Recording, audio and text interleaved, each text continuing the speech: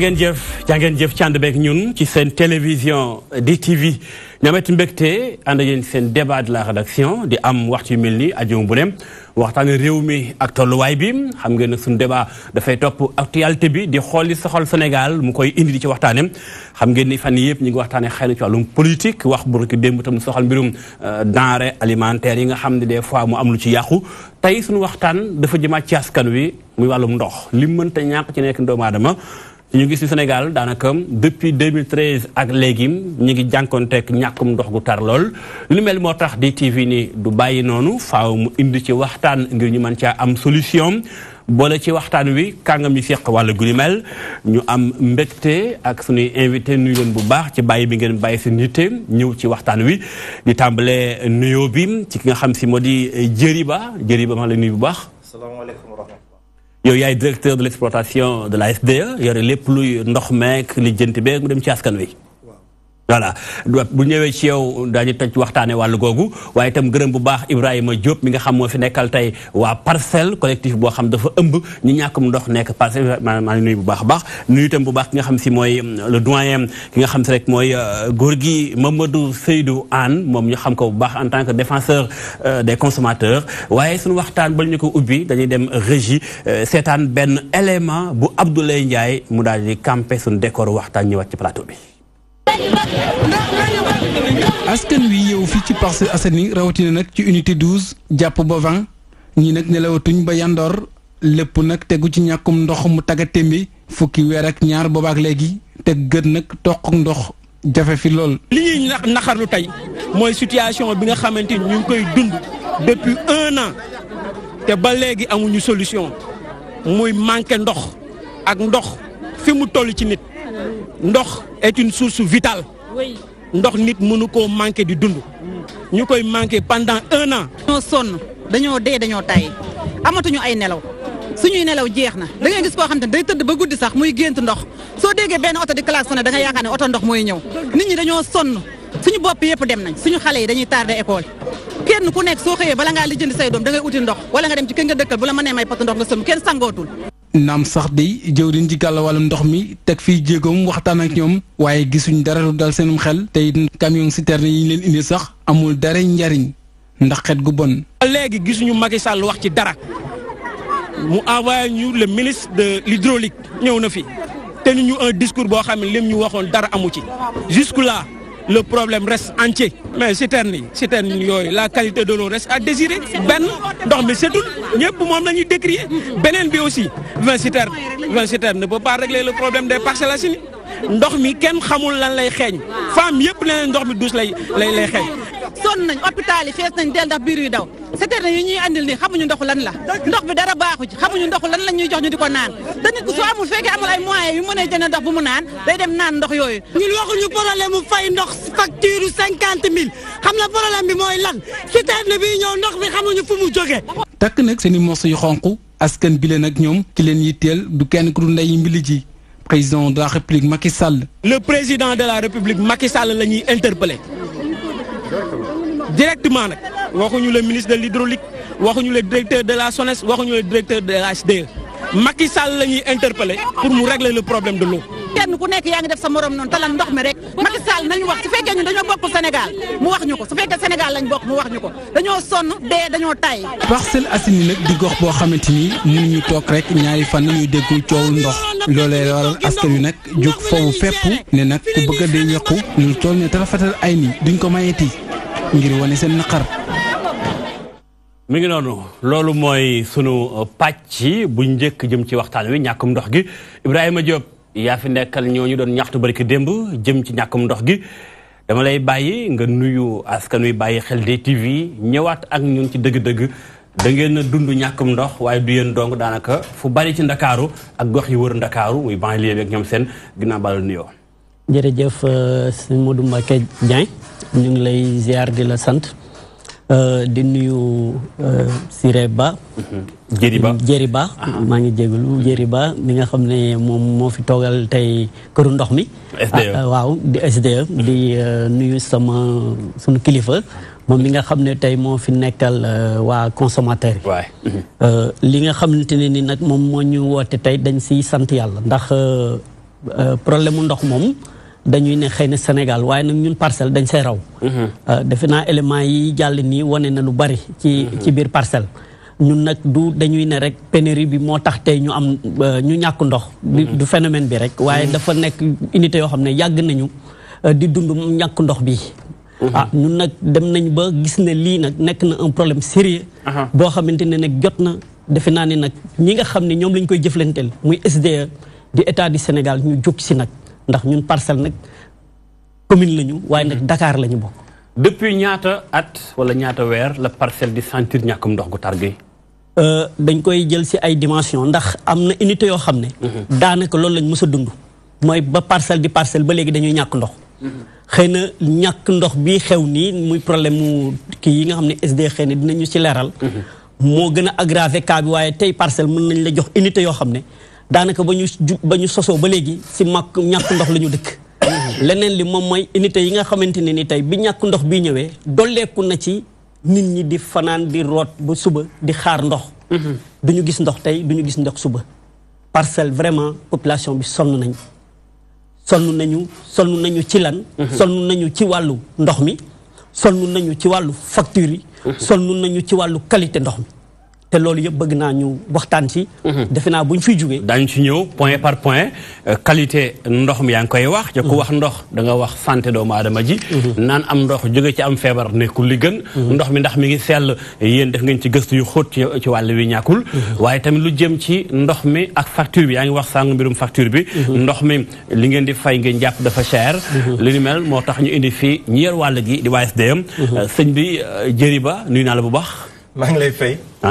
dégg nga illustration bi ñu def sànq ak waa Parcelles li tax ñu indi ko dafa doon rek quartier témoin ne bari na quartier yu bari ñooñ mën nañoo am ndaw indi ko fii ci plateau bi ndax ñu ngi dund li waa Parcelles dund jamono ji yëpp mu yàgg lool. lan moo xew exactement ba tax depuis 2013 ak léegi Sénégal Ndakaaru di ñàkkum ndox ñu koy nemmeeku fi nga xamoo ci biir Sénégal.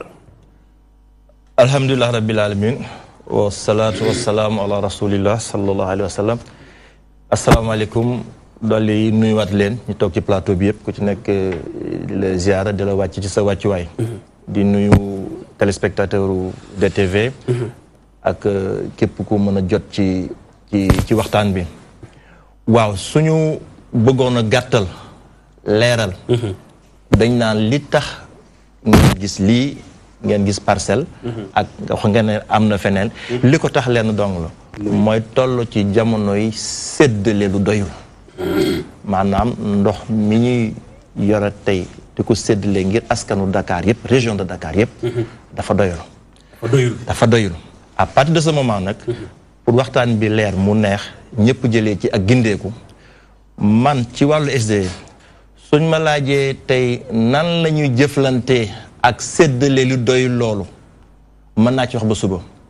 waaye suñ ma waxee nag lu tax doyul ak kañ lay doy loolu du nekk suma wàll bi ñuy commencé sànq maa ngi dégg nga naan suñu doomu ndey SONES waroon nañu ñëw suñ fi nekkoon xëy na dana nekk beneen bët bu indi beneen leeral comme ça justement foofu sax dëgguma la siis bi ngeen di seen nii waa SONES ñoo ci waroon toog waaye fëgg naa ba sonn sottiwul waaye du ñàkk ni yow tamit en tant que SDE daanaka yéen a gën a séq ak consommateurs yi ci wàllum ndox mi ndax yéen la waa Sénégal xam nag bu rombee dëgg-dëgg SONES ak li muy def.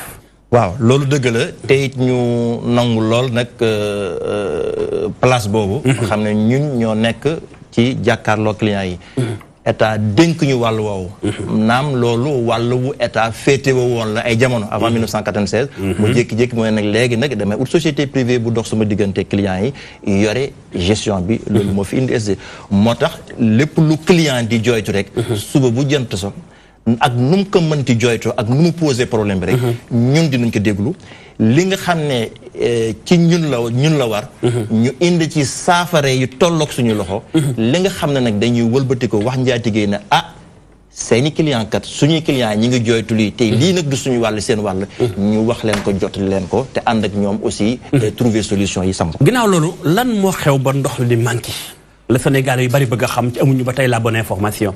alors loolu aussi lu simple la mooy que ne dañu toll ci jamono boo xam ne li ñuy wax soo defee entre l'offre et la demande maanaam askanu Dakar li mu soxla woo ci ndox ak jumtukaay yi nga xam ne moom moo fi nekk doyu ko maanaam soxla wi dafa xaw a sut jumtukaay yi à partir de maintenant am na déficit. par exemple Dakar lu mu soxla wala sax Sénégal de manière générale ak ñaata ngeen di produire par jour.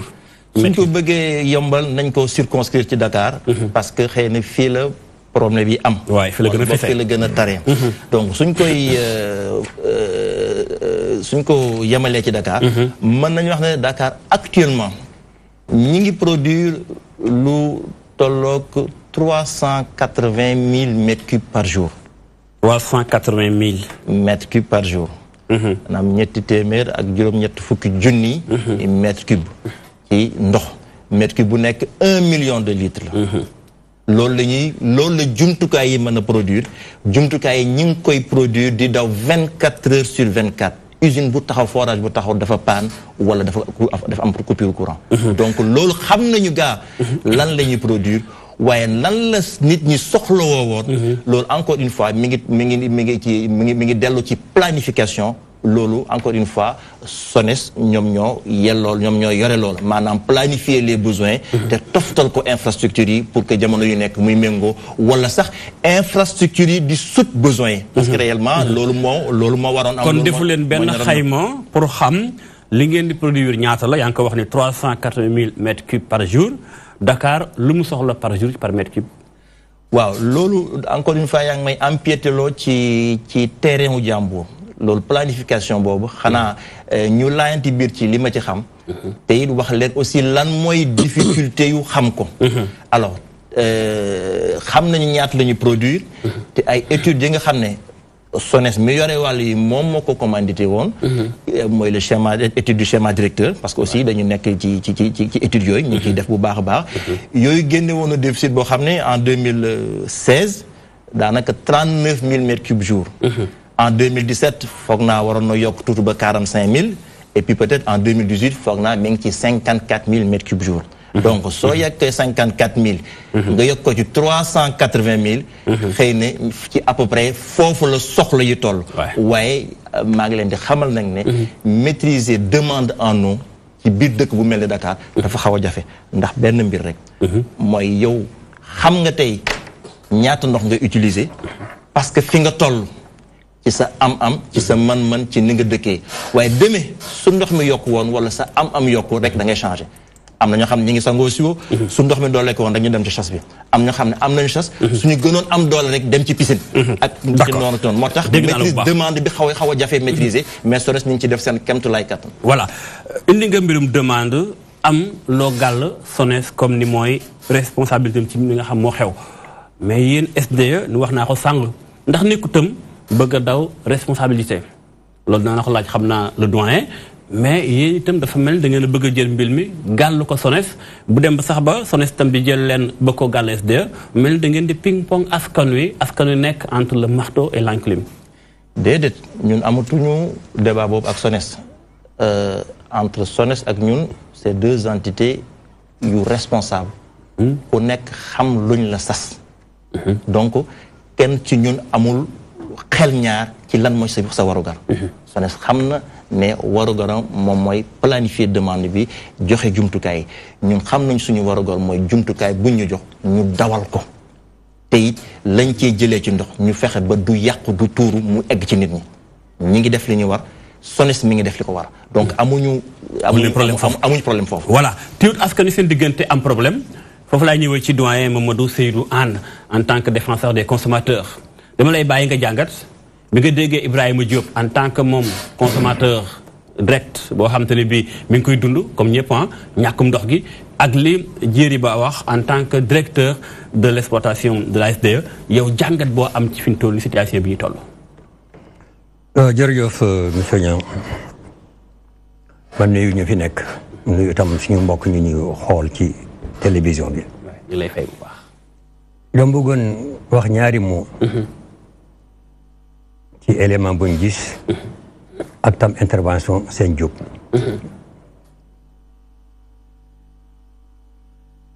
élément bi génn ndox bi dafa xeeñ Ça, c'est l'élément qu'il a sorti. Mais nous, en tant qu'association, nous avons eu ces éléments à Guédiawaye et à plusieurs reprises, on l'a signalé. Donc, il n'y a pas de so défini, on est déjà artiste. Or, les gens vont parler. L'autre élément que l'élément a montré, bien sûr, citoyen sénégalais. So, un problème. Même si nous sommes Doudou Faye bi moo koy toppatoo mais xam nga Doudou Faye président moo ko yónni. moo tax ñu ne ñoon dañu interpellé président de la République interpellé ministre de l'hydraulique et de l'assainissement interpellé SONES. Et aussi aussitôt le problème de la qualité est sorti. Foofu tam wax naa côté xeeñ bi.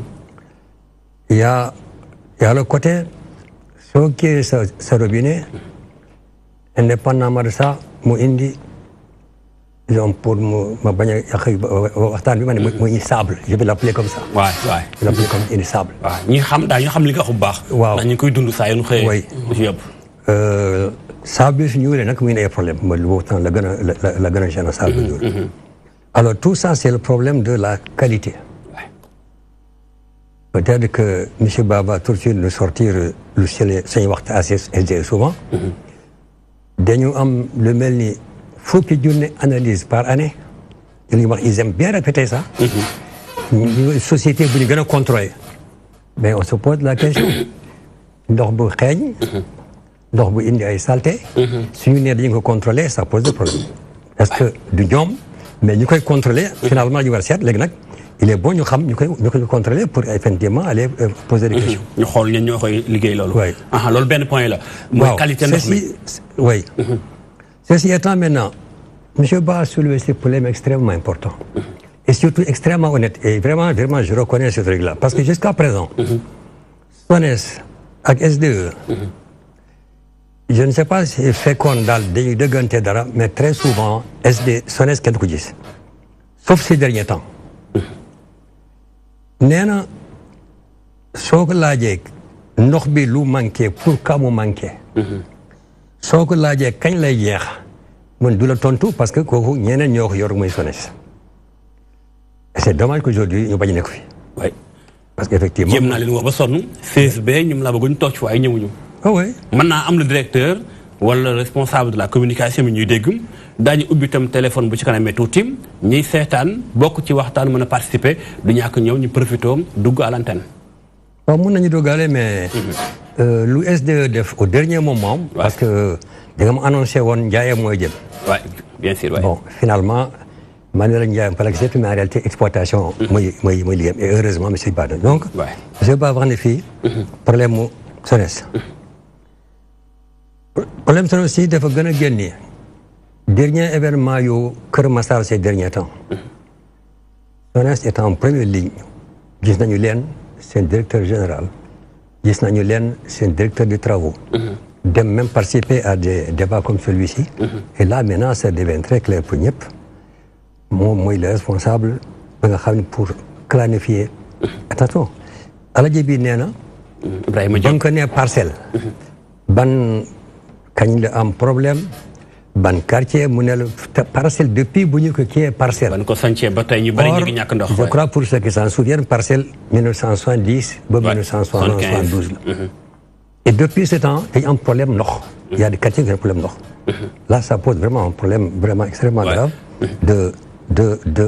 de planification. bëgg naa bala ñuy ñëw doyen ci mbirum ndox mi ni muy manqué da nga tudd point bu am solo. ci mooy qualité. xam nga nit mën na ñàkk ndox wuti ko.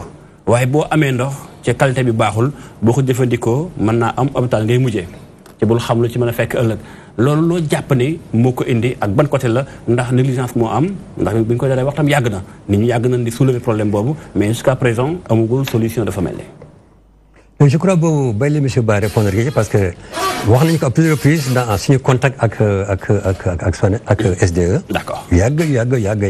mais je crois comme moo fi nekk. te ci ñoom la jógee. je crois qu'il est mieux placé pour ñun ñëpp. wax yooyu problème exactement lu koy indi. d'accord dama ci bëgg am sa avis en tant que kuy défendre les consommateurs. Bon, je vais répondre pour dire que dans ma question, mais dama ne woon non seulement moi la bonne réponse mais en même temps dana intervenir après ton wax. D'accord kon bàyyil question bi ma bàyyi nga xaar tontoom bàyyil ma xaar tontoom pour nga doog a réagir xool ba xam mais continuer fi nga nekkoon sàng ñàkkum ndox gi tamit booy xool askan wi dañu sonn ci ñàkkum ndox tudd nga sàng fu mel ni parcelle ni ko comme sëñ Diop waxee sàng mais bari nay gox yu bëree bëri te ñoom dañuy jàpp ni SONES moom mooy responsable ci yenn yi donte xëy na d'accord itam si cër bi am ci wàllu ñàkk ndox mi ñoom waa SDE. Oui xam nga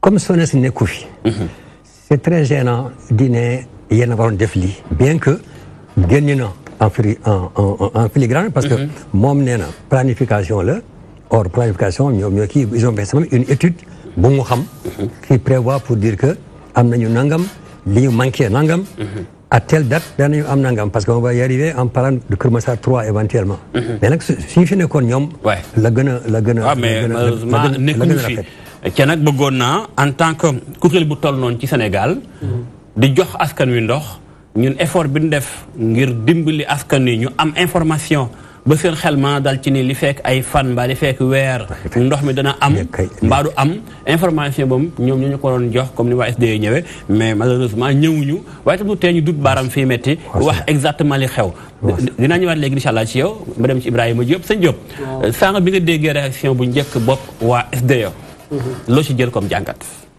li ma si jël mooy ñoom dafa mel ne kumba am ndey kumba amul ndey ndax wax nañu planification mu mel ne kon distribution bi ñoom maîtriser nañ ko ndax ku planifier mën nga maîtriser sa distribution. waaye tey li ma si jaaxal moom mooy am na quartier Dakar yoo xam ne mësuñu manqué ndox. lu tax parcelle manqué ndox. loolu dinaa ko laaj moom dina ma si tontu dëgg neex yàlla parce que moom tudd na ko ba mu baax ndax dañuy ne une société qui se respecte bu fonke boppam comme ni nga ko waxee war na ñu jox la lu toll ne lu mel ne ndox cin réew war nga xool doxalin bi ba lenn loo xamante ne askan bi war na ko jooy ngeen war ci jóg moom mooy la planification léegi nag quartier bu am ndox ak bu amul ndox parcelle si capitale la nekk bokk Dakar am na quartier yoo xam ne mënoo fa dem mos fa dégg gis kuy yenu paan pour lan parcelle di yenu paan pour lan parcelle di manqué ndox loolu dama bëgg moom mu tontu ma ci beneen bi mooy la qualité justement waay ñoom bi ñu ñëwee ci wàllu manqué ndox boobu gis nañu ñuy indi ay citerne yooyu ñun daf ñoo jaaxal xam nga lu tax ndax ndox moom muy génne dafa sellul te ñun dañu bëggoon xam ndox moom fan lay jóge benn est-ce que ndox moomu potable na est-ce que feebar bi askan bi feebar fi mu toll nii ndax gis ngeen ko boo demee si hôpitaux yi xale yi seen biir yaa ngi daw loolu ndax du ndox mi loolu dañ koy laajte ndax ndox moom fan lay jógee ndax dañuy xëy rek ñu jox ñu citerne nit ñi bu ñu gisul lu ñu jël il faut ñu jël citerne bi ndox moomu nag fan la jóge bu ñu ubbee robinet bu ubbee ko war nga mën a am ndoxu qualité ndox mu xonq ngay am des fois ñu indil ñu ay théorie wax ñu si affaire oxydation si day am loolu la ñuy tëjee nee nañ sax nee nañ non man gëwuma ko xam nga lu tax parce que nee nañ oxydation la ndox la loolu dafa baax si dundu doomu aadama dafa baax si nit ki mais li baax si nit ki kon leneen li si biir li nga xam ne moom mooy dawal biir ñi mooy la fan la jóge bu fekkee ndox mi ñuy jox bu xonkay sax baax na ñun dañuy ne bu xonkay sax mi ngi ñuy lor bu xeeñee xanaa kon baax na kon de waaw ñoom dañ ko koy laaj ndax lu xeeñ moom def naa kenn bëggu ko ndax du waaye sànq mi nga wax xongaay bi xet gi muy indi ak ànd ak ñàkk xëy gi calte gi loolu lu nekk la ñun dañuy dund ñàkkum ndox bu baax a baax ak ñàkk xëy gi donc lii muy loo xam ne dañ ko koy laaj moom voilà mooy citerne yooyu nga xam ne ñu ngi koy gis moom muy dox biir parcelle di ñu jox ndox te ndox yooyu nga xamante ne nii tey ñun de jàpp nañ ne xamuñu fu muy jóge waaye day xeeñ te it day xonq. voilà monsieur Diéry Ba. dama bëggoon laal waa si quantité damaa bala nga koy laal ñu évacuer lii. waaw dañu ñëwaat ci yow en tant que qualité ndox mi ngeen jox askan wi. sëñ bi nee na sàng day xelli muy xeeñ man déjà loolu dama ko constaté def naa constat bi que ni ndox mi surtout ma suba gi teel da ngay ubbi mais day am xet gu mu lay jox bu rombee couleur bi mu lay jox. lu xew exactement looy wax askan wi. bu rombee ni ko sëñ bi waxee sàng li ngeen di théorie naan baax na feere beeg fluor ak nangam sangam. waaw jërëjëf. loolu ngeen di tuddee théorie. soo leen ko dindee suma kàddu dara du ci des. ndax loolu moom la ñu jàng te moom ñu sukkandikoo pour di di rendre potable ndox mën ko joxe donc théorie boobu ci la pratique bi di juddoo soo ko génnee suma wax daanaka dara du ci des parce que njàng moom moo indi nan la ñuy sellalee ndox donc soo ñu génnee théorie bi dara du ci des mais man nga théoriser que ni ndox day am fluor nangam sangam mais bu génnee indi xet gu naqari ànd ak leneen xet day tey tamit léegi je suis d'accord moo tax suñ demee ba mbiri ñaar la couleur bi ak xet bi nit ñi dañu faral nag di répéter liñ jàngoon école primaire l'eau incolore inodore sans saveur ça c'est l'eau pure donc ko bëgg dindi c'est l'eau pure maanaam H2O ndox bi ñu boo xam ne H2O la amul benn ferñeent amul dara nekku ci c'est l'eau pure et personne ne boit de l'eau pure kenn du naan de l'eau pure bëtëri oto lay dem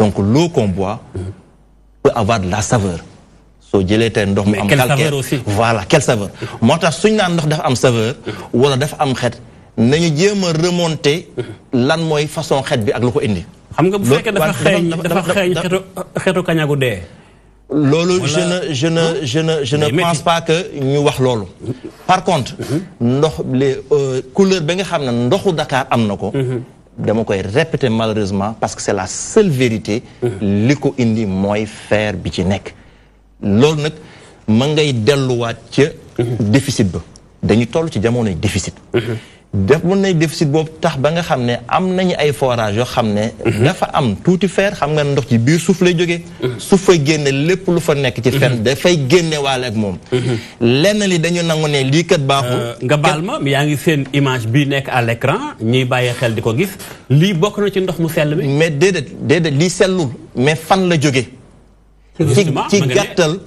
ci gàttal kii mën na nekk ci bâcham ci réservoir am loo xam ne réservoir këram boo xam ne toog na 6 mois 1 an musu ko raxas mu jékki-jékki ubbi mu ne nii mën na ko nekk mën na ko nekk waaye tam mën na ko bañ a nekk mën na ko bañ a nekk su ko nekkul su boobaa ñun lay war expliquer lan la justement moo tax lan la ñu gën a faral ñun bëgg moom mooy lii ku ko am balaa ngay woote feneen nga woote 800 00 11 11 SD ci saa si ñëw balaa kenn di def leneen ñu def prélèvement bi sa kanam yéeg ci kaw visiter sa installation ñu waxal la lii lan la parce que loolu bu ma jëlee exemple loolu moom mooy nga baal ma foofu su ma jëlee exemple man sunu kër du ma sax joxe exemple des fois ci mel noonu mais dañ ko mës a dund benn jour amuñu bassin bi ci kaw comme réserve bi ci kaw amuñu ko mais da nga ubbi directement ci robinet bi dékk siwo dékkaat ndox mi xong comme ne voilà ndox mu xonk boobu mooy fer bi nekk ci yenn ndox yi dama bëggoon développer loolu ba mu pare aujourd'hui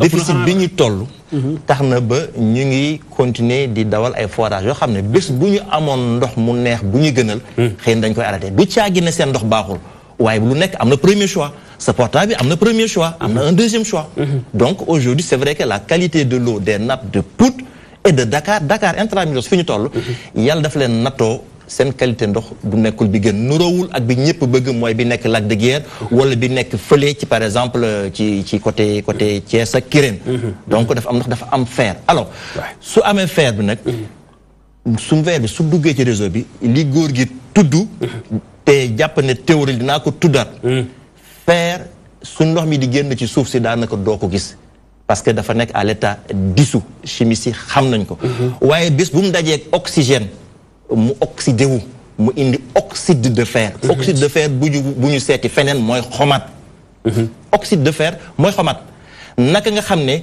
tuyau yi weñ yi ci boppam am na ay tuyau weñ biir Dakar tuyau ay weñ la bés bu ko ndox génnee air dugg ko mu am xomaat ci biir dans tous les réseaux du monde c'est comme ça dama bëgg terminer démonstration bi pour nit ñi xam allez-y tuyau normalement tuyau fer bés bu koy faral ndox di faral di génn air di ko remplacer dafay am oxyde de fer boobu loolu nag lan moo ci musal distributeur d'eau yëpp mooy am réseau boo xam ne tout le temps dafay fees jamais du vide ba air du ko dugg wala am réseau boo xam ne yàlla daf la baaxee doo ci dugal ndox mu am fer donc malheureusement ci jamono yuñ toll nekkuguñ ci situation boobu waaye suñ leen waxoon ci lan la ñu jëm comme mesure ba loolu du nekk tout le temps da ngeen yéemu ci loolu nag ci suñu technique distribution la donc ñun yàlla daf ñu fabriquer 20 ans ñi ngi jànkuwanteeg ak problème qualité ak problème mu quantité d'eau ba xëy na dañ cee développer un certain nombre de compétences. baal ma delluwaat ci monsieur Diop Ibrahima. da nga doon laaj DG tontu la ci loolu ndax lim la tontu convaincre na la. man dama ko ni. c'est que pare gu ma de parce que noté naa ay questions mais dama citerne yi laaj naa ko ne ko ndoxu citerne yi ñuy jox nit ñi fan lay jógee ndax potable na parce que mi ngi ñëw si technique waaw mi ngi ñëw si technique waaw d'accord technique bi mën naa ko wàcce ba mu nekk lu terre à terre ndax ñi ñuy waxal moom duñu ay techniciens consommateurs yi moom vraiment mën nañ ko wàccee moo tax ma tuddal leen li ñëpp xam muy xomaat bien sûr waay oxyde de fer déedéet c'est-à-dire oui c'est-à-dire kenn bëgg ko mais par contre na ñëpp xam ne tuyau weñ bi nekk même tuyau galvaay nit ñi di installer seen biir kër jamono yu ñu koy def tuyau yi heure bu nekkee ci condition yi heure bu màggatee wa heure bu koy ndox di génn air du ko dugg ma ngay génne xomaat quel que soit li koy indi danger la médicalement l'oxyde de fer en lui-même le fer en lui-même n'est pas dangereux kooku mën naa ko ñeme naa ko wax fu ne mais c'est un facteur de confort kenn bëggu ko gis kenn ba di ko naan c'est un facteur de confort d'accord voilà léegi camion citerne yi dafa xaw a jege loolu camion citerne ndox mi nekk ci robinet yi moom lañ koy rootee ñu ngi koy rootee fii usine des eaux fii ñëpp mën nañ fa dem ña ngi koy rootee biir foire CICES forage dafa nekk ña ngi fay def ñëpp ku jaar VDN soo tolloo ci cimetière Saint-Lazare am na forage ba fa nekk fa lay camion yi rootee wala usine de Thiaroye ñii suñ bëggee nañu xëy rek jubal ci ñeenti sites yooyu fekk camions yi di root. camions yi ñoom en tant que camion fu muy jógee yéen a ko moomal seen bopp. di ko saytu techniquement bala muy départ joxe ndox mbaa dara yéen SDE. camions yi dafa SDE mbaaxam mooy joxe ndox ci ay tuyaux. joxe ndox par ay camions. du baaxu SDE. c'est un mode dégradé boo xam ne jamono moo ñu ci dugal. alors camions yi yu ci yenn yi office des forages ruraux. moom moo yor set ci terrain xam ne moom la doon jëfandikoo ci gox-goxaan yi. wax dëgg yàlla ñu ngi leen di gërëm. sant depuis bi fi amee problème OFOR daf ko jël. jébbal ñu ko. ñu koy utiliser leneen li ay sapeur pompier la. gis ngeen camion sapeur pompier. leneen li ay camion privé la yoo xam ne dañ. mais ndax xeetu bi ci am dana am bi ci war a am ba camion bi nga xam dafa war a doon ndox pour arroser ab chantier goudron wala buy tabax chantier nekk na camion bu citerne bopp mën naa def ndox mu ñuy naan. waaw camion yi pour éviter que ñuy am ay usages yu bëri. ñëw fii tey ñu fa dañ leen a fidéliser. daanaka depuis plusieurs mois. dañ leen a fidéliser teg leen fi te heure bu ñu ñëwee suñu duyee balaa ñuy génn balaa ñuy duy sax. dañ koy xool. am na ay périodes yoo xam ne sax dañuy nekk sur les potences ak waa service d'hygiène pour ñu aussi ñu indi seen participation parce que aussi seen rôle la ñu toog ak ñoom ñu seet loolu balaa camion bi di duy dañ koy xool léeg-léeg ñu xool ko ñu ne ko demal kenn mënu la utiliser su duyee par dañuy def prélèvement maanaam fii raccord bi nit ñi war a duyee moom la ñuy sottee à laboratoire xool qualité ndox mi balaa ñu koy libérer chaque camion ndaw liggéey bu métti donc parce que ci loolu ñu dund nekkul un mode bu facile mais clients yi jaral nañu ko te jamono yu ñu toll xam nañ ne les gens sont de plus en plus exigeants du ñu may mukk du ñu joxe nit ñi fu ñuy jamee donc loolu dañ ci def suñu kéemtalaay kattan pour kenn bañ ñu ci jam. je pense que monsieur Diop li nga doon laaj comme question yu ci bari leeraguñu ci wàll googu li ma laaj kay mooy ndax convaincre na la ou pas pour ñu avancer rapidement. waaw man lenn rek moom laa ciy dolli. mooy ñun dañu am population bi dañu am contrat ak SDE. bien sûr. SDE war ñu jox ndox. ñun suñu part du contrat ñu koy remplir mooy fay factures yi te dinañ si ñëw. bien sûr. SDE war ñu jox ndox en quantité et en qualité. waaw ñun suñu citerne yi ba kañ. ba kañ. citerne ba kañ est-ce que ñun dañu jóg. signé contrat SDE pour di am ndoxu citerne. wala dañoo signé contrat SDE pour bu ñu ubbee suñu robinet am fa quantité bi ak qualité bi. voilà bu ñu paree nag ñu ñëw si facture yi. voilà bala muy tontu damay dem ci doyen yaa ngi doon wax sànq ni bala ngay sonn ci mbirum qualité ndox mi da ngay bàyyi ba DG wax ci ba pare dégg lim ci wax lim expliqué techniquement ba tey li muy bañ ni buñ ko dindi muy théoriquement aussi yow noo gisee convaincre na loolu déet. oui.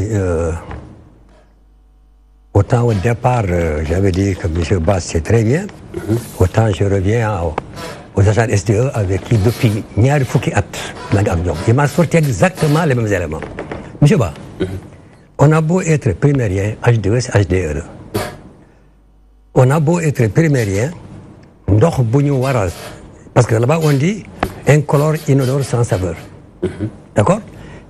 alors ndox bu qui a des couleurs rouges même su fekkee ndox bi mu ngi ci biir dans le sol avec le fer pourtant du ngeen ko liggéey ngeen jëndi ko or on nous a promis ça depuis plus de 5 ans dans nos réunions à la SDE qu'effectivement qu'on va construire une usine pour faire ça kon nag léegi mun leen ñu ne parce que ndox bi dafay ñëw avec du fer pour expliquer que da ngeen ñu jaay boobu ndox ça c'est un dafa aja filtré deuxièmement oui mais kooku ñoo ko war a parce que ils ont une usine les usines là lu ñuy defar xamuñu ko l'essentiel c'est que ça en sorte une bonne eau loolu tam aussi et puis autre côté j'ai fait un débat il y a 4 ans 5 ans avec le responsable laboratoire et je retrouve quelque chose avec nous comme il y a des médicaments il y a du fer il y a des médicaments qu'on appelle fer de là maintenant à m'expliquer que l'eau bu am fer bi baax na c'est que yéen tam on a beau être primérien il faut pas nous considérer comme aussi des gens qui viennent de Niagañaaw ok alors ce que vous avez dit ici pour téléphoner ñu jël kii ñu jël kële là nous sommes très à l'aise on nous avait pas téléphoné mais on a pris l'échantillon en son temps ñu dem ministère du commerce au niveau de le laboratoire mais c'est toujours le même mode lu na wax c'est-à-dire que SONES comme d'ailleurs les 3S am ñu une association on s'occupe de l'eau de l'électricité et télécommunications en son temps où c'est SONES avec 2 E et plus tard ñu regretté parce que on a pris les 3S ku ci nekk dafa am doole tellement que des fois mun na ne devant l'État mu bañ parce que sinon qu'est-ce qu'on a répondu waaw l'échantillon parce qu'effectivement on avait pris des bouteilles il y avait de saleté waaw on n'a pas pris l'échantillon dans les conditions normales d'un échantillon da ngeen ñu téléphoné ñu dem jëli Pasteur ainsi de suite tout ça pour dire que ñun en tant que c'est-à-dire dañu leen waroon ñoom téléphoné ñoom ñu jël Institut Pasteur ñëw foofu jël par exemple échantillon autrement dit dañu def ay conditions ba nga xam ni le consommateur ne pourra jamais les remplir maintenant monsieur Ba vous parlez de yéen comment dirais-je SDE vos 10 000 analyses là par année là lu njëriñ finalement si on continue encore à avoir ces problèmes là il y a des 10 000 analyses faites par différents laboratoires dont Pasteur d'ailleurs on se pose des questions quel est le sérieux de Pasteur en considérant votre cas bon donc maintenant les saletés monsieur Ba vous savez très bien que vous avez des tuyaux man musuma jëm ci Dakar ma daje SDE di vider un tuyau musuma daj à mon âge alors que war ngeen xam ngeen vos tuyaux on aurait dû les purger régulièrement par combien de temps alors su ngeen ko deful nag faut pas dire que et puis lu mu wax fii léegi chaque fois nga am ndox bu baax ci yow ils vont toujours dire sa kër la je me souviens des gens de Castor ils ont raconté seen tuyau def jaar seen côté fosse Petit Bata mais y a ban kër ci Sénégal bu am réserve ils ne sont pas nouvelles ces maisons là donc dañu ubbi mu génni ndox te loolu il vaut mieux ngeen bañ avoir dos au mur rek pour dire que ça n'existe pas ça existe voilà bon il parle des parcelles lu ma xamuloon mais Guédiawaye moom kooku moom on le vit et on a amené des échantillons mais le fait de nous dire que le fer yéen a ngi ci liggéey dafa laaj benn usine moo ñu gënal que de dire ñun comme ñun on comprend rien donc on peut dire que fer boobu baax na ainsi de suite merci doyen damay ñëwaat ci directeur Djeri Ba Djeri mbaadu SDE dafi nekk rek wut xaalis ci askan wi qualité bi soxalu ko quantité bi aussi soxalu ko lu ñëw mu delloo bal bi SONES ba pare moom daal xaalis bi moo ko ñor te pourtant contrat bi ni ko Diop waxee sànq sénégalais bi buy wut ndox xamul SONES SDE la xam buy def demande buy fay contrat bu fekkee dafa consommer ndox mi fayul ngeen teg ko ay daan d'ailleurs sax am ñuy wax naan facture bi li ndox mi manqué dafa gën a cher lan moo wax exactement ba SDE moom mel ni kuy dompat askan wi tout le temps ba ni ko doyen waxee sànq qualité bi da ngeen ko bàyyi xel da ngeen leen di teewul rek mais ci biir du am dara lu concret. jërëjëf damay commencer tontu monsieur Ibrahima Diop. muy wax ne effectivement dañu signer un contrat pour une fourniture d'eau potable par les robinets. kon kañ lay citernes yi di jeex. ci dëggam la nekk ci droit am la nekk poser question boobu. mais comme ni ma ko waxee woon ci njëlbeen bi chaque fois suñu client poser benn problème. su dee ci suñu champ de responsabilité dañ koy traiter. su dul ci suñu champ de responsabilité waaye dañuy capter c'est-à-dire loolu capter réclamation client yi dafa bokk ci suñu mission. capter ko ak nu mu ko mën a waxee ñu capter ko walbati ko seet njaay di génne la ah client yi kat nee nañu lii nee nañu lii nee nañu alors. à quand la fin du seen mooy li ma waxoon c'est-à-dire suñu ma laajee kañ lay pénurie kañ lay déficit bi di jeex du ma ci mën tontu parce que déficit moom moo indi citerne yi citerne il faut ngeen xam ne foog ma cofal leen tuuti suñu coon ci citerne yi ñu naan yan coon la ñuy teg au plan coût seulement ça nous fait 8 millions de francs par jour loo xam ne dogul depuis plusieurs mois 8 millions de francs par jour donc citerne yi ñun mu jeexoon moo ñu arrangé mais jàpp nañ aussi que ne jox nit ñi ab ndox au moins ñu mën ci raxasu sangu ci loolu lu war la kenn mënu bàyyi doomu aadama ci dëkkuwaay Dakar ni mel te joxu leen ndox moo tax quel que soit lu muy coûter dañ ciy dem ba jeex alors moom seen warugar la dañ ci ndax yéen amoon nañ ñi contrat non ndax ñun bu fay suñu facture suñ ko delloo soo pare teg ñu ay daan ñu fay àllamaan kon bu ngeen joxul ndox au lieu que ñun ñu àllamaan leen maa nga leen comprendre ma bu ngeen joxul ndox consommateur bi ñun des fois ñun du leen mën a àllamaan mais li ngeen man mooy rek jëm ñoo jox ndox ak lu ma di doon kon loolu daf leen a war ba sax war leen ba jot leen ci ñun sax dañoo war dem ba léegi trouver ay moyens bay pourquoi duñ teg plainte SDE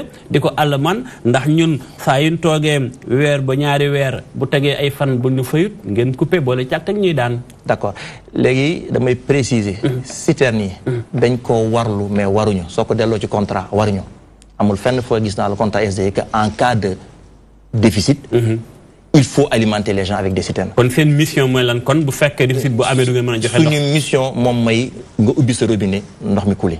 te saa yoo ko mënee joxe soo ko mën joxe nga toog SDE toog jàpp njàmbur. non jàpp njàmbur moom amu fi. c'est-à-dire que kon faaw ngeen trouver ay solutions. mais kooku daanaka contexte bi moo ko indi. xaaruñu ba kenn di ñu ko sant. justement waay. ñun pour ñun. tey fii ku amul ndox rek dañuy daw seet nan lañ mën a jàppale ñi léeg-léeg sax citernes yi ci seen njëlbeen mooy suñ doon def ay liggéey nga xam ne ñun ñoo arrêté réseau bi su boobaa dañ foog ñu jox nit ñi fu ñu jàpp en attendant dañuy pare liggéey ba finalement pénurie bi fekk leen saxal leen alors donc ci kañ lay citernes yi di jeex wax dëggee la bëggoon naa ci mën tontu tey waaye dafa dépendre ci liggéey yi ñuy sumb incha allah su paree rek kon ba tey xamu leen kañ la ndox mi di ñëwaat Dakar. loolu tontu naa ci. tontu boo xam ne c'est-à-dire man mënuma ci tontu parce que du man maa ko yore. waaw. ndax kon nekku ni kon yéen daanaka. doo ma may ma yeggali ay questions. alors usine de déferrisation bi. kii. qualité ndox bi la doon wax usine de déferrisation effectivement moom mooy la solution ultime. effectivement. encore une fois wax dëgg yàlla bëgguma di tudd ku teewul waaye SONES mi ngi koy liggéey jamono yi fii ci Sébikotane ñu ngi yaakaar mu pare ci diir bu gàtt ñu ngi koy liggéey waaye loolu comme xam naa ko dinaa leen ko baaxee donte mënu ma joxe ban délai usine bi wax dëgg yàlla su paree mooy ñu noppal ñun ñëpp ba ñun suñu bopp ñu dell dans des conditions de travail normales SDE il faut nga xam ne ñu nekkuñu aujourd'hui dans des conditions de travail normales les conditions dans lesquelles on travaille sont extrêmement difficiles on attend vivement la fin de tous ces projets là alors su amee ay cas échantillon yi ngeen jël yóbbu ko ministère des commerces wax dëgg yàlla yóbboon ko cité des eaux fii moo gënoon wala sax balaa nga koy jël nga ne allo cité des eaux ñëw leen gis naa ndox moo xam ne da tey na sama xel ñëw leen seet si ko ñu daw ñëw fekk la sa biir kër comme ni ma ko waxee ñu jël ko foofu ci sa taxawaay ñu jël ko su la neexee ñu jël ko lu sort ñu ànd ak yow laboratoire ñu ñëw analyser ko loolu moo ñu gënal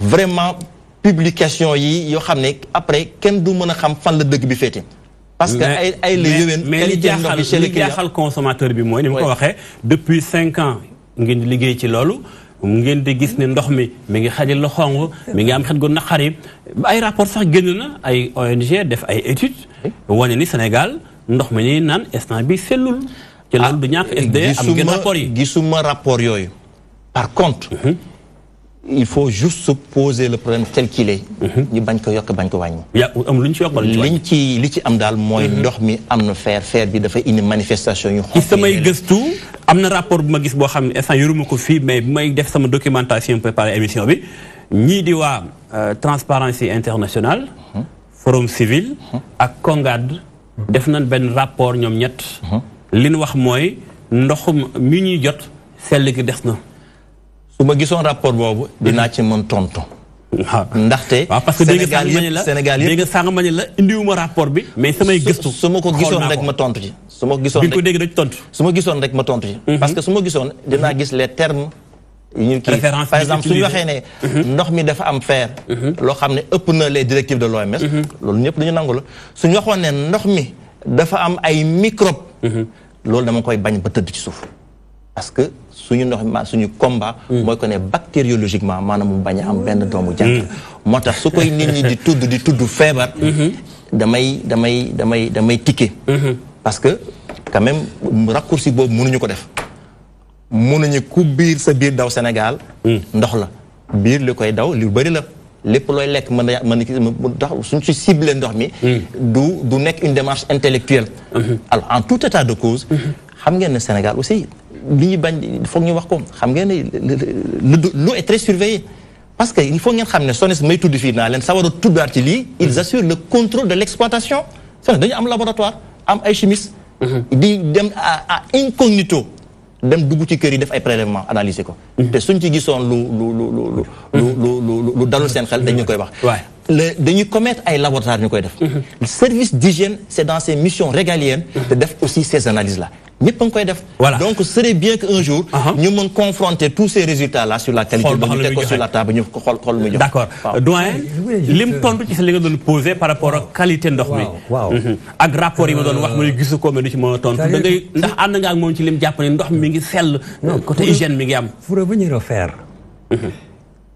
donc vous reconnaissez maintenant que ndox bi dafa manqué su ngeen amee boobu usine mu traité ko or ñun vous devez nous donner de l'eau traitée dire seulement que ndox bi baax nang c'est ça or moi non c'est depuis 1990 monsieur Niang que nous sommes en rapport avec eux 90 kon xamante ngeen yàgg na 90 alors donc et vous dites même que su usine bi qui est di ngeen jox ndox normal comme ça da ngeen am jàmm waxuma loolu donc dafay mel ne tey joxuñu ndox normal ma ne su usine bi pare woon moom mooy la solution structurelle ultime parce que si nay leer daanaka nag usine bi pare dana traité fer bi waaye fer muy lépp yu ferñeent yu nekk ci ndox problème mu concentration la les directives de l'OMS nga xam ne moom la ñu sukkandiku waxuñu ne ndox dafa war a am zéro fer de dañu warul dépasser 0,3 milligrammes par litre donc fer même OMS dañu nangu dafa war a am ci ndox ak yeneen donc usine bi dina permettre ba dépassement yi ci am mu koy éliminer mën na ko bañ a éliminer mais dina ko éliminer ba nga en tout cas manifestation coloration rouge yi dina dañ wala mu wàññeeku ba néew lool donc usine bi loolu d'accord bàyyi ko màgg la ci nga nekkoon sur des mots parce que dama ko jël sur votre dictée n'est-ce pas donc fer bi c'est clair que waru ci fi nekk je veux dire waru fi nekk dans le sens ndox buy ñëw kër monsieur Diop qui est abonné et que là cette solution on en parle depuis 5 ans alhamdoulilah on espère bien qu'elle viendra l'autre élément aussi quand j'entends le mot bactériologiquement normal je vais répondre à monsieur Dia en son temps moi j'ai pas payé la CE pour me donner de la boue bactériologiquement normal. Bien sûr. Oui, bactériologiquement normal, toujours, c'est absolument insuffisant. Absolument insuffisant. Et deuxièmement, on avait dépassé ce point-là avec l'ASVE. Ils avaient accepté que côté lait, c'est pas seulement lait bi baax na en tant que protéine, en temps, mais il y a beaucoup de lait. Sur la base de ton nez, sur la base de tes yeux, c'est important. d'où c'est en ce moment parti là-bas maintenant que la couleur. Je suis encore d'accord avec cette position. Mais oui, mais. Le goût et l'odeur, c'est des paramètres de confort. Pas de confort, je suis d'accord avec vous que quand vous buvez de l'eau, daf la war a dal sa xel. bàyyi ko màggale donc bactériologiquement normal. Que ce soit une eau bu am ay saleté, que ce soit une eau qui a de couleur. Moi, j'ai pas payé un contrat et je vends chaque mois une boue bactériologiquement normale parce qu'elle a ces éléments-là. Oui. Alors, dernier qui maintenant, effectivement, il a parlé de pénalité. Je suis très content. Pénalité, oui. Très content. Parce qu'on ne comprend pas. Am nga benn fournisseur. So remplisseur yow. En tant que consommateur. En tant que consommateur. nga fay ko pénalité. Mais moom du la fay jamais pénalité. D'ailleurs, il faut dire quand même, hier, on est tellement habitué à ça que mosuma souvenir, sauf en 2013. Le gros coup de 2013, nous, en tant que consommateurs, on avait posé le principe. Donc, pas de pénalité, comment dire, en tout cas, nous faillons. Facturer, non, c'est-à-dire, Bob, ça a été vraiment une très bonne solution. Parce qu'ils nous ont fait payer la moitié de la facture. Et tout ça, c'est dans quoi? C'était en 2013. Ici, nous, comme on s'arrête à mes problèmes. Donc, ici, moi, je note de très bonnes choses. Et encore, plus on avance, plus on regrette l'absence de la sonnette. loolu moom dañuy jàpp ni ba tey des fois day am ni ma ko daan waxee ci plateau yi des fois ñun dénk mbiru askan wi ngir am leen ci plateau dafay jafe te loolu damay jàpp ni président Macky Sall diglewut loolu ndax ku dénk réew mënoo nekk fépp dafa am ay jëwriñ yoo àndal kee ndox kee santé que les lekk kon kun soxla ci liñ la dénk da ngaa waruñ ci plateau yi ndax askan wi dañoo am droit à l'information liñ la dénk cee mu am problème kañ nga ci am ay solution dañ cee am droit am boobu information moo tax tout le temps dañ koy dénoncer du ñàkk ñu gën a bàyyi xel ba gën a farlu sëñ Diop bala may delluwaat ci ki nga xam mooy Ba sëñ Jéeri Ba danañ ubbi antenne bi ci kam tuuti incha allah ñuy bàyyi xel mën a participer suñu plateau ndax du ñàkk am na ko lu ñuy seetaan li ñuy waxtaane am na ci xalaat mi ngi koy dund du ñàkk danañ ci am xalaat ma bàyyi la problème nga doon wax sànq mbirum facture yi loolu fi mel da ngeen cee def benn gëstu bu xóot ci wàllu gu ni mel lan nga ñu mën a wax parce que moom dafa jàpp ne bala muy tonn ci loolu sax mu bëgg nga ñëw ci bu baax ci mbirum facture yi donte ndox maa ngi manqué dafay gën a cher waaw loolu lu wér la foo ko teg ak ban baromètre nga am ci loolu aussi fu ma ko teg mooy consommateur la beneen bi moom mooy damay diriger un mouvement citoyen ñu nekk ci biir parcelle it di dox ci loolu bi ñu amee problème beeg léegi ay facture la ñu dem rechercher ci kër yi def enquête xool ci diggante bi nga xam ne coupé nañ dem nañ sax ba ci laajte ji ASDE nan la ñuy defee seeni relevé ndax dañu gis ne ñun facteurs yi nga xam ne moom la ñuy jot ci temps normal bu ñu amee ndox ak bu ndox coupé daanaka différence du ci am benn wala sax mu ñëw gën a ëpp te yow gisoo ndox mi nga xam ne moom lañ lay feeku dem nañ sax ba ni bu fekkee ni nii pour vérifier la nañu xaar ba agent SDE ñëw di relever ñu relever ak moom def nañ ko loolu bu ñu ko defee ba pare ci la ñu xam ne nag ñoom seen bopp ñu bëggoon leen laaj ba xam ñoom seen bopp lan ci seen bopp lan ñoom li ñu leen ci seen bopp ñoom c'est-à-dire ñi nga xam ne ñoom ñooy relever di ñu indil facture yi muy service facturation ñoom dañu leen bëggoon laaj parce que ñun topp nañu relever ndax affaire bi daf ñu jaaxal ndax gisoo ndox booy fay liñ si gis moom mooy que ñun li ñuy fay consommé wuñu ko dama bëggoon laaj ba xam bi nga gisee agent wu SDE ñëw sa compteur di ko relever di jël note da nga jël note dañu jël note li mu relever comme ay chiffres yow gisoo loolu dafa ëpp am dafa yées exactement loo am ci enquête bi nga doon def déedéet moom dafa jël ñu jël bi mu jëlee ngeen jël ñu xaar facture ñëw parce que dañ lay wax périodicité bi wax la quantité bi nga conseillé en mètre cube mais dañu jàpp ne des fois ñu dégg estimation man loolu bokk na ci question dama bëggoon nga xam ba xam ndax dafa doon dañu jàpp ni am da nga def enquête ba jàpp loxo ci poos par exemple sa compteur Ibrahima Diop da nga am 50 mètres cubes genre bi ñu defee bi nga relevé agent SDE bi ñëw moom mu daal di noté que ni 55 mbaa 60 mètres cubes loolu la am na wala amut ñun li ñu constaté loolu moom gisuñu ko ci mooy dañu gis ne li nga xam ne mooy quantité bi ñu relevé. ci bis bi nga xam ne ñëw na di relevé. bi ñu xaaree période bi nga xam ne moom la daan ñëw. dañoo gis ne nombre de mètres cubes bi nga xam ne moom lañ daan def. moom la ñuy gisaat ci facture bi te ndox moomu gisuñu ko ñun loolu la ñu gis. ok. léegi nag ñu laajte ñun ñu ne. bu ñu jàkkaarloog ñoom ñu laaj leen. ndax loolu dañ koo teg ci estimation ndax dañuy dégg toujours ñuy wax estimation. ndax dama jàpp ne boo calculer mètre cube bi nga xam ne nit ki mi ngi koy consommer. nga valoriser ko. bu dee lu ñu consommé la rek te gisoo ndox mi. warul woon tolloo. ak facture bi nga xamante ne ni. yow temps normal ba ngay consommé loolu la woon.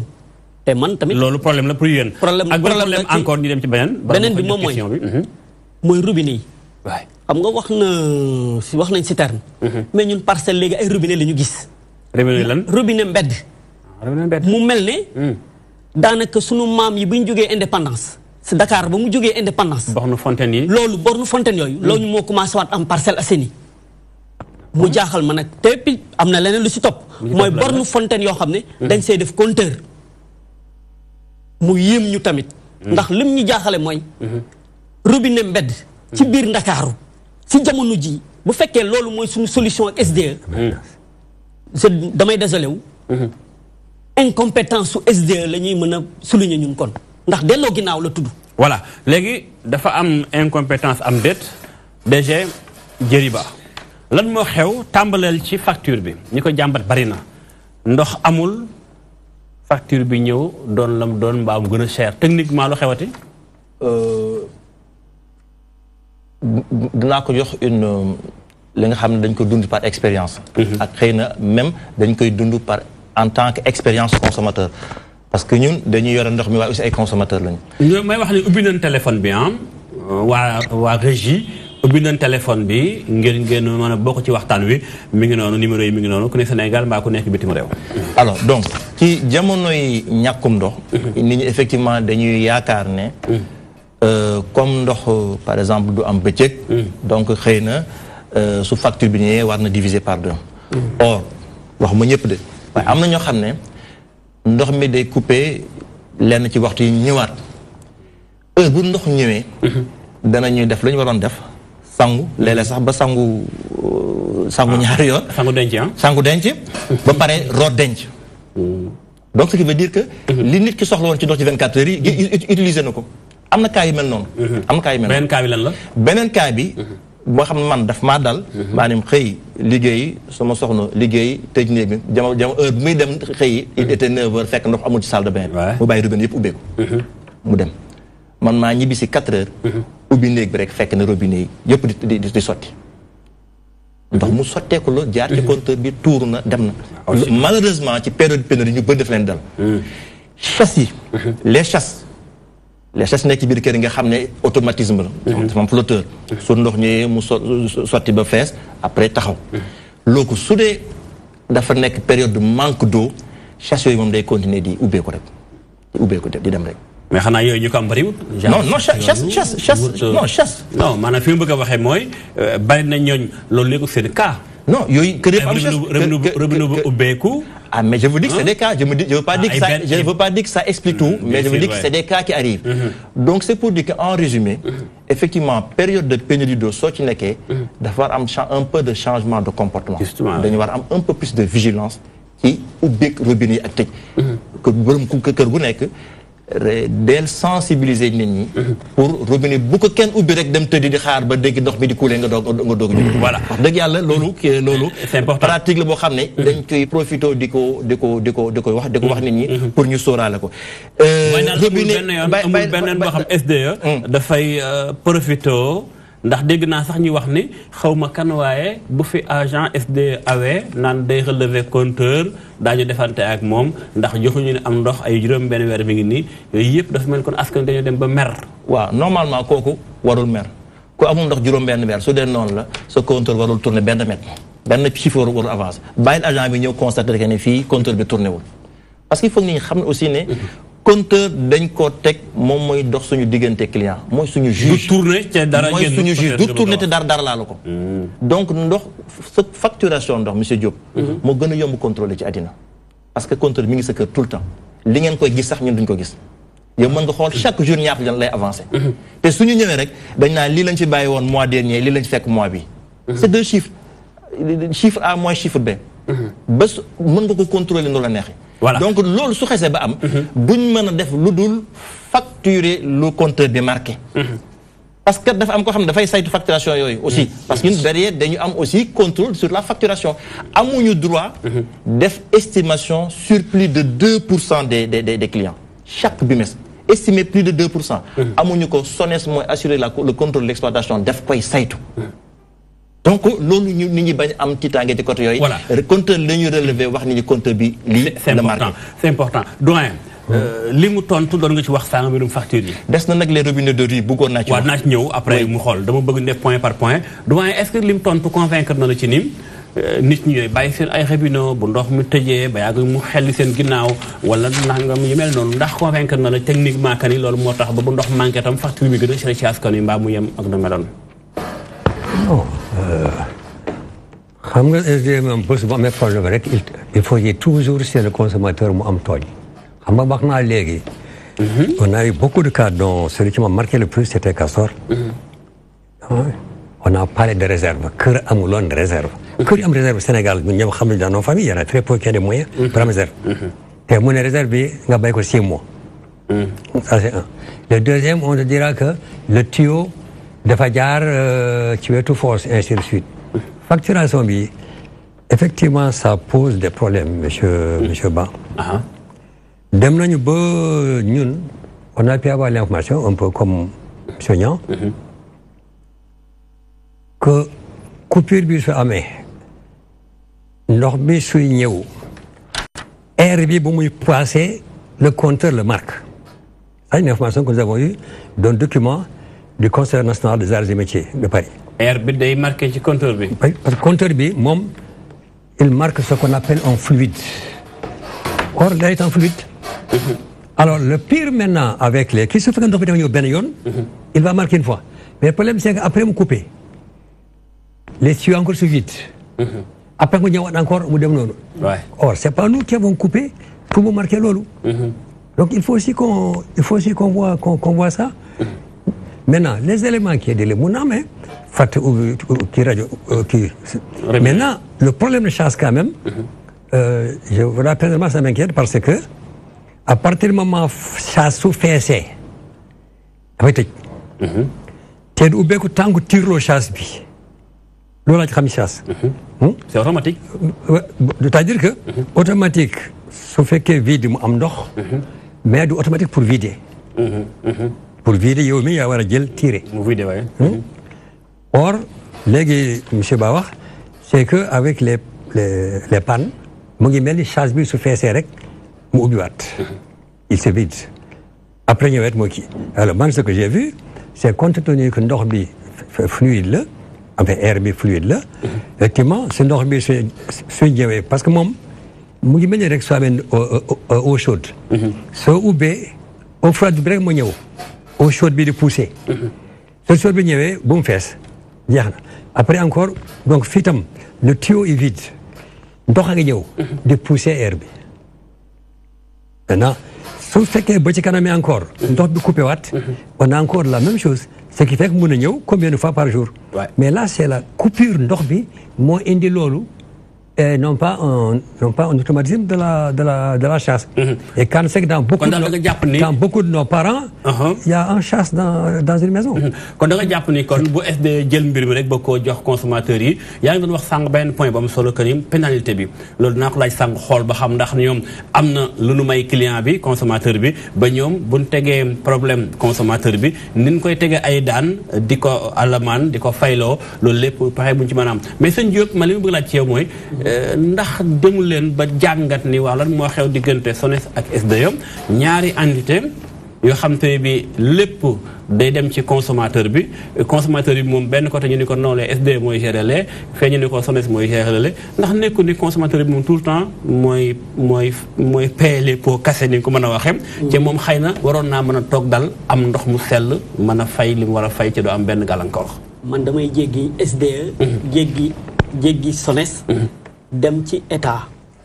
parce que lépp état la. man moom dama ni. ñun état population bi dañ leen fi teg ngir suñuy soxla kon ñoom bu ñu demee ba jël ndox mi am ñu koy dénk ñun ñuy dégg bis bu nekk ñu nekk ci jafe-jafe man damaa jàpp ne ki nga xam ne mooy jouer rôle am mooy état moo war a wax ak SDE wax ak ki nga xamante moom mooy SONES bu fekkee ni ñoom dañuy nekk di renvoyer la balle kenn ku ne naan kii moo yor bii responsabilité kee moo ko yor ñun loolu ñun duñ ci dugg ñun li ñu incombé mooy contrat yi ñu signé li ñu incombé mooy état bi nga xam ne dañ ko fee teg ngir mu faj soxla askan wi ñun ñooñu la ñuy waxal kon bal bi SDE SONES état nañu régler problème population bi rawatina nag ñun ñi nga xam ne ñoo dëkkee Parcelles Assainies foofu laay duggee d'accord voilà d'accord damay ñëwaat ci DG sànq yaa nga doon bëgg a expliquer ci mbirum am na point boo defee woon mbirum robinet yi mais manière générale dafa mel tey li ma doon wax sànq nga ni non SDE dafa am part SONES am responsabilité ci benn côté bi mais sénégalais bi moom tout le temps bu ngeen ko ameelee ak da koy fay ba mu jeex waaye yéen bu ngeen ameelee ak consommateur bi dara coupé ndox du am ndox war a am ndox amul ndox te moom bu waree fayut ngeen te koy daan loolu de xanaa tamit war naa dem ba tamit ngeen mën a may association consommateur naam ñoo ci am rôle mais ngeen dimbali askan wi en tant que état tamit ba yërëm leen ci genn wet. waaw jërëjëf donc damay njëkk indi juste benn leeral encore une fois diggante SD ak SONES partenariat boo xam ne li mu jur ci njëriñ ma ëpp li mu jur ci naxar mooy njëriñu kan la xanaa yéen en tant que déedéet ma wax la njëriñ lan la mais ñëwut ci askan waaw dafa la wax njëriñ lan la njëriñ lan la en 1996 bi ñu def bi ñu jël l'ancienne SONES éclaté ko en deux le secteur bi nekkoon fi secteur bi l'ancienne SONES dafa am lu ñuy wax déséquilibre équilibre financier amu ko woon maanaam c'est une société que l'État subventionné et qui ne tournait pas donc dafa bokkoon ci objectif réforme bi nañu rétablir l'équilibre financier du secteur aujourd'hui le secteur financier de l'hydraulique au Sénégal est un secteur qui se porte bien qui est équilibré bu wér la leneen li en 1996 il y avait que dans tout le Sénégal que 245 000 clients aujourd'hui on est passé à plus de 700 000 clients dans le Sénégal. 96. Presque 245 000 là, aujourd'hui on est à 700 000. Bon, au Sénégal, Dakar, voilà, exactement. Donc ce qui veut dire que ce partenaire de dafa jël SONES mu féetale ko neew yow utul ay jumtukaay. Jumtukaay yi nga xas ba indi SDE yow defar ko toppatoo ko dawal ko jox nit ñi te fexeel ba bu ndox mi yàqu. Surtout SDE foofu la gën a indi savoir-faire am mooy que ne jël li ñuy wax rendement des eaux maanaam soo génnee 100 litres d'eau ñaata ci usine ba ñaata ñoo ci egg ca client ba en 1996 ñu ngi woon ci 68%. tey ñu ngi ci 81%. te loolu li mu indi ci yaxanal ndox boo xam ne dañ ko jël ndox mu doon yàqu ñu dugalaat ko ci circuit de consommation bi daanaka économiser na presque ay usine ndox donc partenaire boo xam ne suñ ko gasee ci biir lu mu am ci njëriñ silencieusement moo ëpp tolof fii ñuy dund jamono yi te it nekkuñu di je veux même pas utiliser le terme di ping-pong clients yi kenn dafa am ku féetewoo di déglu clients yi te l'association des consommateurs xam na ne SDE kuy déglu clients yi la keneen ki nekk tout le temps di daw di planifier di ut di def ay projet di ut ay financement pour réaliser infrastructure donc ñun ci jàppalante la ñu nekk un partenariat qui amène le progrès mais nekkuñ ci ay mais ba léegi xëy na askan wi santiragun dal ndax ni ma ko waxee sànq bi ni tàmbali émission bi 2013 ak léegi moom li fi Ndakaaru ñàkk ndox dafa bari lool xam naa ba lu ñuy wàcc plateau damay dem régie seetaan beneen élément boo xam te ni bi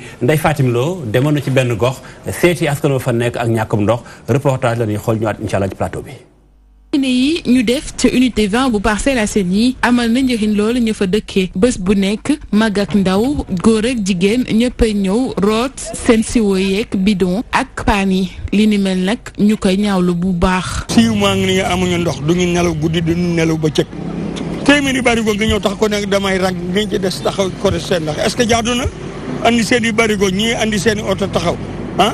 chaque jour dañuy ñëw fii moom root si moom root bi métti na torop ñu sonn nañu da ngay xëy 6 heures du matin di root.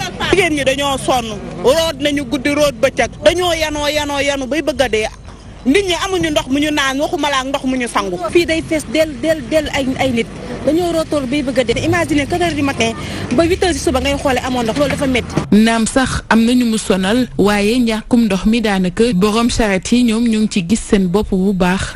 charrette yi loo fay 2000 francs ngay fay. imagine benn jigéen ngay yanu ay 10 bidon wala ay fukki paan nga di ko yanu du yóbbu sa biir kër. man maa ngi dëkk ba koñ bee nee 3e koñ damay ñëw root si payen say sari di fii boo rootee pare ñii naan 2000 ñii naan 1500. fekkee une defee ngay am 500 700 waaye boo génnee fii 1000 francs 1500 loolu laay yebee moom wax dëgg yàlla. mais su ma sañoon nag mu ñëw ci kër yi moo gën quoi parce que ñun ñëpp a ko bokk.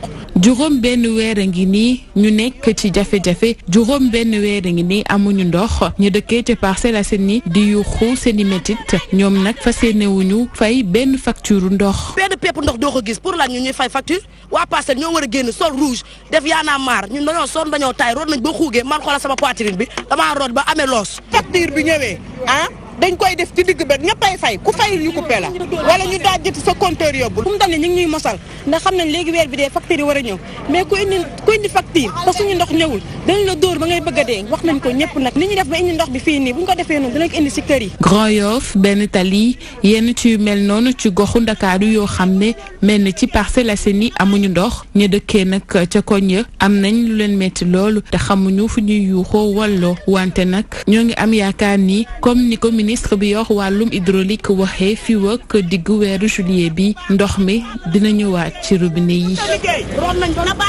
jaajëf Ndeye Fatim Lo bala may dem ci sëñ Diop ak doyen Anne damay delluwaat ci DG Jéeri bi nga gisee élément bi sa yaram dawul. ñun tant que client bi ubbiwul ndox ba ca étage am ndox mi xelli foofu leneen lu ñu gis lu wuuteeg loolu day daw suñu yaram.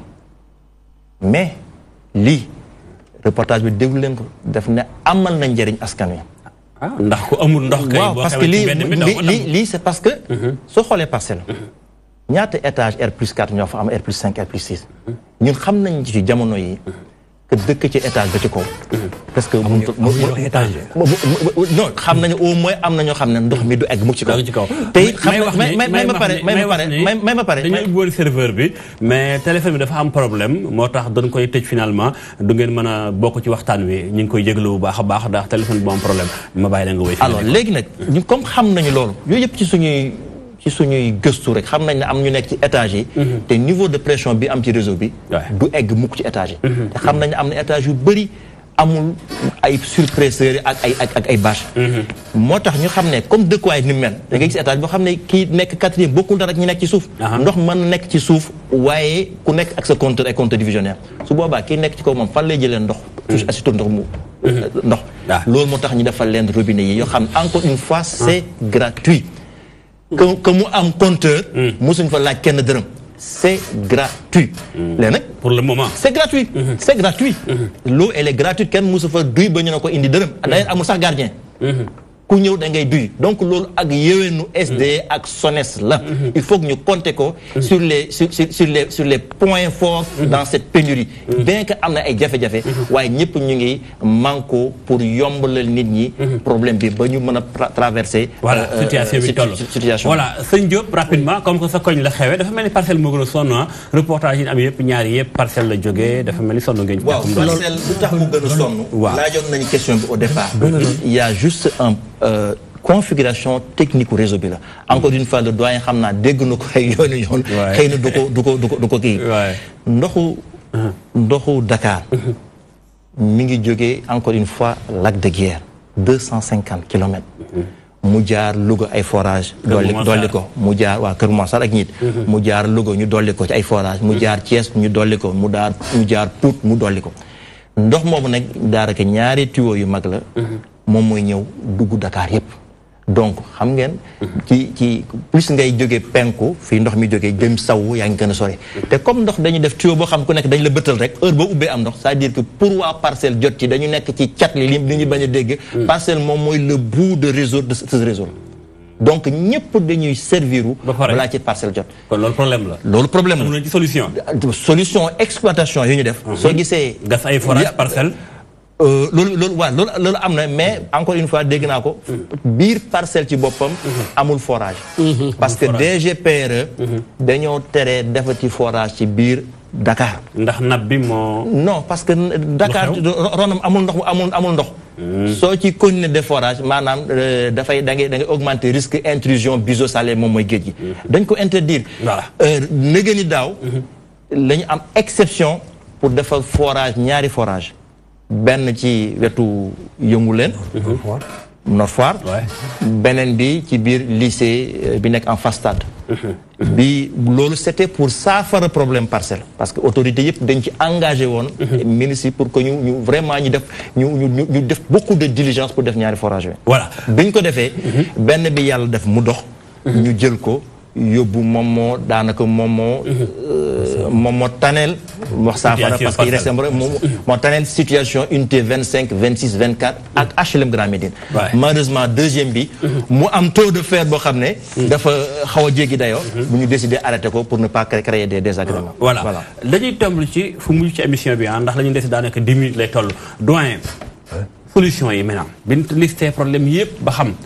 yéen ñi yàgg ci mbirum ndox liggéey ak SDE lu ëpp 20 ans mi ngi nii doon défenseur aussi des consommateurs du ñàkk yàgg ngeen waxtaan ngir trouver solution ci ñàkkum ndoxum Ndakaaru ak li ko wër lan ngeen gis ni mooy solution exactement ba Sénégal génn fi mu nekk ndax askan wi sonn nañu. oui c'est vrai ñu ngi jéem ay solution à moyen terme fii ba dans le meilleur des cas mu commencé 2021 sinon mu dem ba ci kanam. balaa mu egg si loolu le problème maintenant ñu la ne soo añ da nga ne añ ganaar. mais il faut nga dund boobu temps. donc le gros problème. comment on tiendra jusqu'à ce temps-là. maintenant ce qui est prévu c'est le Keur Massar 3 bu ngeen gis depuis 1 mois et malheureusement. moom am na ay répercussions. sur Keur Massar 2. qui fait que léegi loolu ñu jógee foofu dafa wàññeeku. ça fait partie des raisons pour lesquelles léegi Dakar am na sax ay quartiers yu doon am ndox. léegi amatuñu ndox. parce que lu doon Keur Massar joxe dafa wàññeeku. mais ñun ñëpp dañu am beaucoup de yéene yu baax ci Keur Massar 3. mais foofu je vais juste may di benn bémol. oui. c'est que Keur Massar 3 del ñëw fekk Diamniadio ñëw ak. waaw pôle urbain bi. Lac Rose. Lac Rose waay. et moi j'ai peur que su fekkee. dëkk yaa ngi màgg boobu côté. nit ñaa ngi fay bari y a ça déjà. mais c'est-à-dire que Keur Massar Diamniadio. am nañu ay études yu ne Diamniadio dem soxla nangam. Magabaay bi man amuñu ay études tandis que Keur Massar ñoo Diamniadio aussi qu'on a besoin de temps. Lac Rose on a besoin de temps suñu ko boolee. dindi ko ci lu Keur Massar 3 indi. ça risque de poser problème kon nag lu mu doon wax jusqu'à présent. parce que sëñ Ibrahima depuis bu ñu nekk ci parcelle. or parcelle j'ai rappelé à certains. ay 71 72 la. ba tey ñoom ils ont problème de l'eau. déjà nee na fa mu nekk la dafa nekk ca fin ba presque. bu ñëpp amee ndox ba pare la soog a am ndox. oui tout à fait d'accord. man sama kër ci loolu la bokk. bon mais. c'est une explication aussi qui ne tient pas la route su ngeen amoon assez de pression. te mën nga nekk au dernier point. yaa ngi wax étage. man suma kër premier étage. ça fait 7 ans 8 ans 9 ans aw ma ndox. mais c'est pas le fait d'être au bout du réseau. c'est parce que ndox buy ñëw dafa doyul. c'est ça le fond du problème. c'est les deux facteurs conjugués. situation de déficit bout de réseau. étage. hauteur. yooyu yëpp da nga koy boole. suñu amoon jot dañ ko faram-fàccee. monsieur Ba. ces points n'ont aucun sens parce que ça veut dire que kenn warul tabax kër bu am étage. non mais c'est. c'est-à-dire que bon. donc pour revenir à la problème la faaw moom lu koy yéegal. kër yu bari dañuy am pompe du ñëpp ñoo mën a am pompe aussi pour mën a aj ndox ci kaw étage. pour man mënuñ jël loolu. comme rëq-rëq. parce que suñu ko jël comme rëq-rëq ça veut dire on doit plus construire des étages. or la règle c'est que ba 3e étage. war nga am ndox. après 3e étage nag. nga def les fameuses pompes dont on parle. or léegi au 1er étage. nit ñi amuñu ndox. ok bon l'autre côté aussi lu ñu toppatoo léegi. mooy l'usine de dessalement de Ouakam. mais ñoo ñëpp ñu ngi ñëw ay 2021 2025. bon premier problème d'abord. nañu tenir bu boobu temps. et deuxièmement maintenant comme wax loogi si on parle de côté Kër Massar 3. su ñëwee dafa ñëw en premier lieu Diamniadio. Diamniadio su jëlee lu mu soxla mu yónni Lac Rose lu mu soxla. est-ce que lu fi ñëw dana am kii ça c'est premier point. deuxième point maintenant dessalement bi itam. lu mu indi avec problème ba nga wax léegi monsieur Niang. l'extension de ceci l'extension de cela. dëkk bi day maa ngi nit ñi gën a bari macha allah. donc le fond du problème c'est vrai. il y a des gens qui travaillent dessus.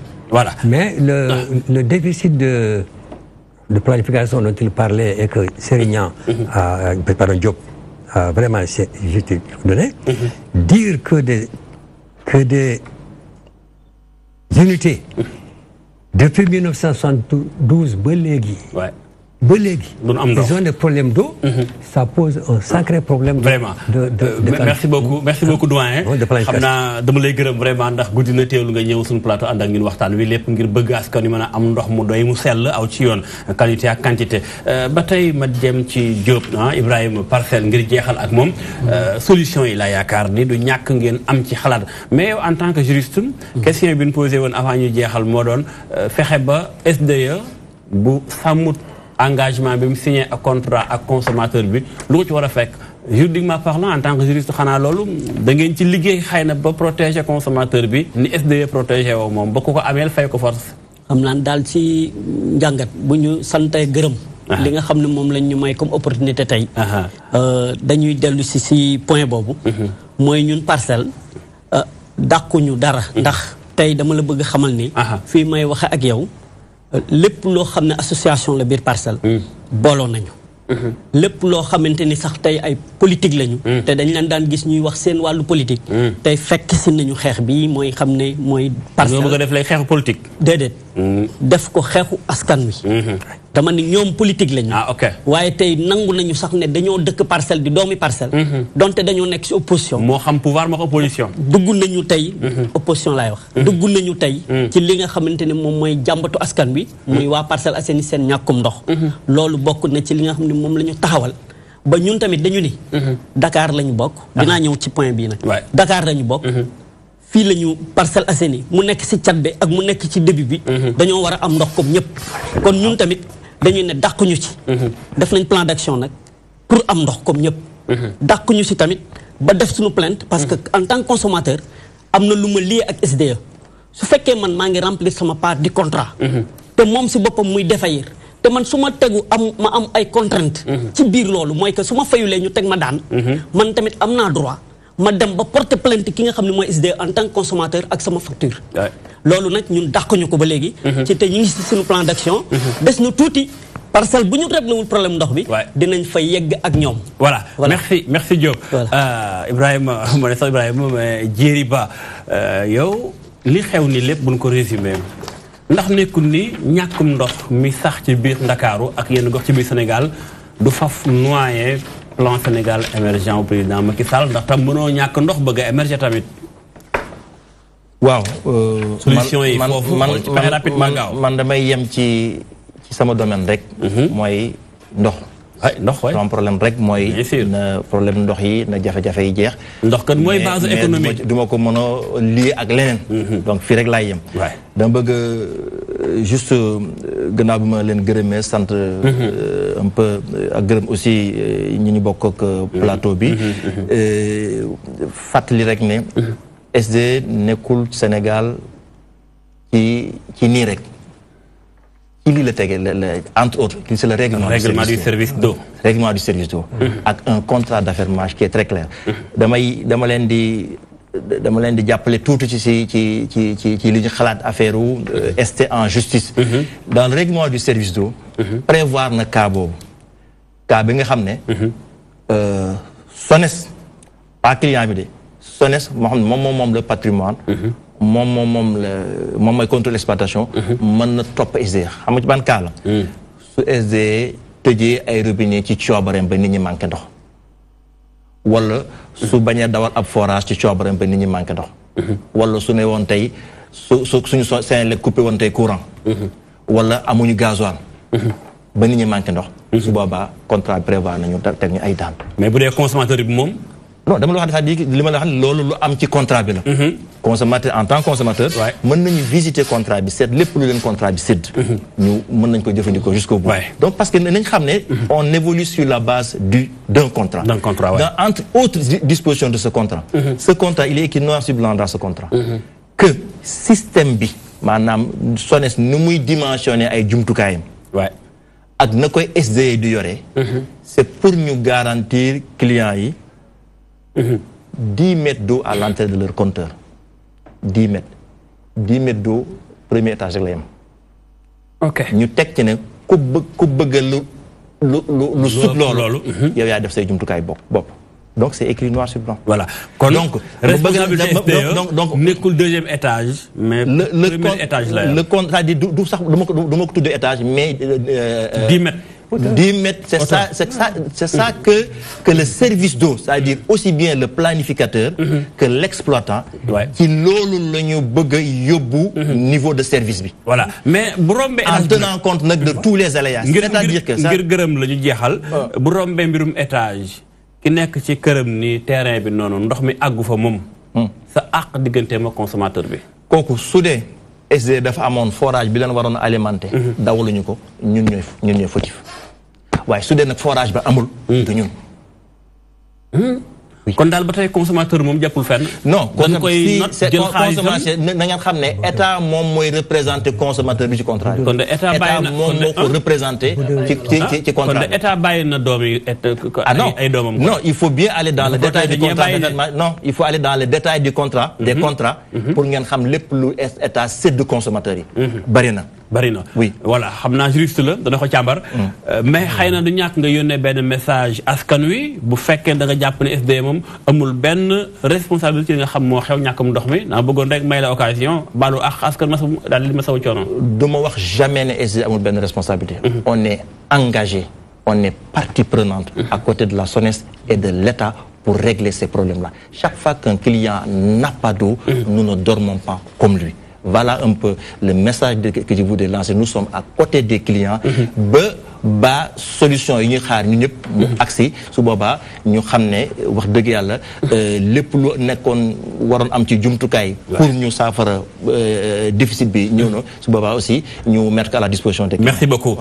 gërëm leen bu baax gërëm bu baax le doyen Mamadou Seydou Anne défenseur des consommateurs la di sàmm àqu wa jëfandikukat ba kenn du ci fell lenn gërëm ko bu baax ci teewaay bi gërëmaat bu baax Ibrahima Diop mi yor kaddu collectif ñi mar nekk ca Parcelles gërëmaatam bu baax ki nga xam si moo di Djiri Ba directeur de l'exploitation de la SDE waaye di gërëm di ko awale ci Ndiaye Diop mu yore nga xam mooy directeur de la communication bu SDE gërëm bu baax ñu doon bàyyi xel seen télévision DTV jégalu ci ñàkk bi ñàkk ubbi téléphone beeg ni mu amee jafe-jafe ci wàllum technique tax dugg leen ci waxtaan wi di leen jox incha allah rendez-vous ci beneen débat ak beneen problème ngir mu jéem a am solution du ñàkk dégg ngeen leen waxtaanee fii ci lu bari ci mbirum ndox mi dégg ngeen SONES dégg ngeen SDE SONES moom ñëwuñu mere naa leen lool lii mooy Sénégal incha allah kon beneen débat beneen sujet jaa ngeen jëf ci ànd beeg ñu ci seen télévision DTV merci beaucoup le doyen merci beaucoup merci